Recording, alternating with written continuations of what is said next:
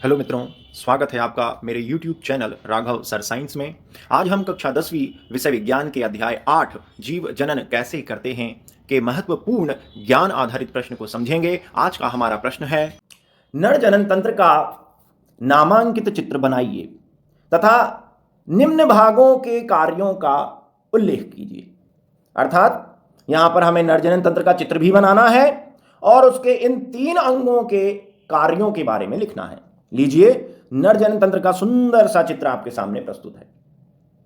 इस चित्र को आप बनाना सीख सकते हैं मेरे YouTube चैनल पर।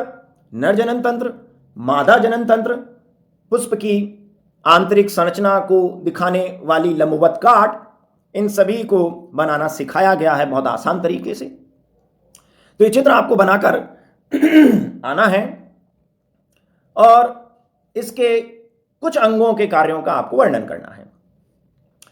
आप 10वीं कक्षा में हैं, इसलिए आपको कुछ ही अंगों के कार्यों के बारे में पूछा जाएगा। तो सबसे पहला अंग है वृषण, जिसके बारे में पूछा गया है। तो ध्यान दीजिए, वृषण के बारे में आप क्या क्या लिख सकते हैं। वृषण नर जनन तंत्र का सबसे मुख्य या प्रमुख अंग है और बाकी अंग जो आपको दिखाई दे रहे हैं, वृषण को हटा दो तो बाकी जो नर जनन तंत्र के अंग दिखाई दे रहे हैं उन्हें सहायक अंग कहते हैं, जबकि वृषण नर जनन तंत्र का मुख्य अंग कहलाता है। यह मुख्य अंग क्यों है, यह आपको अभी पता चलेगा। नर जनन तंत्र में एक जोड़ी वृषण अर्थात 2 वृषण पाए जाते हैं जो बादाम के आकार के ठोस अंग हैं। ये हमारे शरीर के अंदर अर्थात उदर गुहा में स्थित ना होकर, ये देखिए, उदर गुहा से बाहर दोनों टांगों के मध्य एक थैली में स्थित होते हैं जिसे हम वृषण कोश कहते हैं। तो एक प्रश्न आता है कि जो वृषण हैं वो उदर गुहा में स्थित नहीं होते क्यों, या वृषण उदर गुहा से बाहर वृषण कोश में क्यों पाए जाते हैं। तो मैं आपको बताना चाहूंगा, वृषण के अंदर शुक्राणुओं का निर्माण शरीर के ताप से 2 से 3 डिग्री सेंटीग्रेड कम ताप पर होता है। शरीर का ताप 37 डिग्री सेंटीग्रेड है, जबकि वृषण में शुक्राणु 34 से 35 डिग्री सेंटीग्रेड तापमान पर बनते हैं।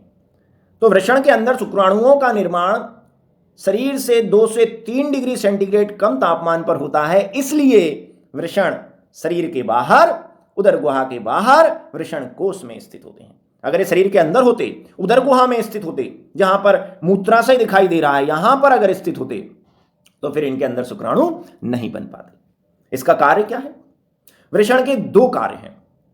एक तो वृषण के अंदर नर युग्मक निषेचन की क्रिया में भाग लेने वाले नर युग्मक शुक्राणुओं का निर्माण होता है, यह पहला कार्य है। दूसरा है, इस वृषण के अंदर नर लिंग हार्मोन्स बनते हैं। लिंग हार्मोन्स अर्थात इन्हें हम सेक्स हार्मोन्स भी कहते हैं। टेस्टोस्टेरोन एक महत्वपूर्ण नर लिंग हार्मोन्स है। यह एक निश्चित उम्र के बाद, निश्चित उम्र 12 या 13 वर्ष की उम्र के बाद बालकों में लड़कों जैसे लक्षण विकसित करता है। यही हार्मोन्स बालकों में आवाज का भारीपन, शरीर और सीने पर बालों का आना, दाढ़ी और मूंछ का आना, शरीर का बलिष्ठ होना, शरीर में वीर्य या सीमन का बनना, यह हार्मोन्स के द्वारा ही नियंत्रित किया जाता है। तो वृषण के 2 कार्य हैं, एक तो नर युग्मक शुक्राणुओं को बनाना जो निषेचन की क्रिया में भाग लेंगे, और दूसरा नरलिंग हार्मोन्स टेस्टोस्टेरोन बनाना जो बालकों में एक निश्चित उम्र के बाद वयस्क या लड़कों जैसे लक्षण विकसित करेंगे। इसीलिए हम वृषण को नर जनन तंत्र का मुख्य अंग भी कहते हैं। चलिए, अगले अंग के बारे में समझाना है, वो है शुक्राशय। ये देखिए, ये भी एक जोड़ी अर्थात संख्या में 2 होते हैं। ये छोटे छोटे थैले के आकार की ग्रंथियां हैं। और दूसरा है प्रोस्टेट ग्रंथि। ये देखिए, जहां पर मूत्र नलिका और वीर्य को लाने वाली स्खलन नलिकाएं एक दूसरे से मिल रही हैं, उसके चारों ओर ये ठोस ग्रंथि पाई जाती है जिसे हम प्रोस्टेट ग्रंथि कह रहे हैं। तो शुक्राशय एक जोड़ी, जबकि प्रोस्टेट ग्रंथि सिंगल या एक होती है। इन दोनों का ही कार्य लगभग एक जैसा है। शुक्राशय और प्रोस्टेट ग्रंथियां एक तरल द्रव का स्त्राव करती हैं। तरल द्रव जो वृषण से आ रहे शुक्राणुओं के साथ मिलकर वीर्य या सीमन बनाता है। अर्थात शुक्राशय और प्रोस्टेट ग्रंथियों से स्त्रावित होने वाले पदार्थ वीर्य या सीमन का अधिकांश भाग बनाते हैं।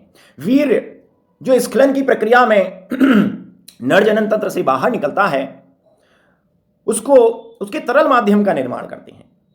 साथ ही साथ यह इनका जो तरल स्राव है वो शुक्राणुओं को पोषण देता है और शुक्राणुओं को गति करने के लिए माध्यम प्रदान करता है। शुक्राणु अपनी पूंछ के माध्यम से इसी तरल माध्यम में तैरकर आगे बढ़ते हैं। तो शुक्राशय और प्रोस्टेट ग्रंथि का एक ही कार्य है, तरल स्रावित करना, जो वीर्य का अधिकांश तरल भाग बनाएगा, जो शुक्राणुओं को पोषण देने के साथ साथ शुक्राणुओं को तैरने के लिए माध्यम प्रदान करेगा। तो हमने नर जनन तंत्र का नामांकित चित्र देखा और इसके महत्वपूर्ण 3 अंगों के कार्य देखे। उम्मीद है यह वीडियो आपको बहुत पसंद आया होगा। इसे अधिक से अधिक लाइक तथा शेयर कीजिए एवं ऐसे ही अन्य शिक्षास्पद वीडियो को देखने के लिए मेरे चैनल को सब्सक्राइब कीजिए। बहुत बहुत धन्यवाद।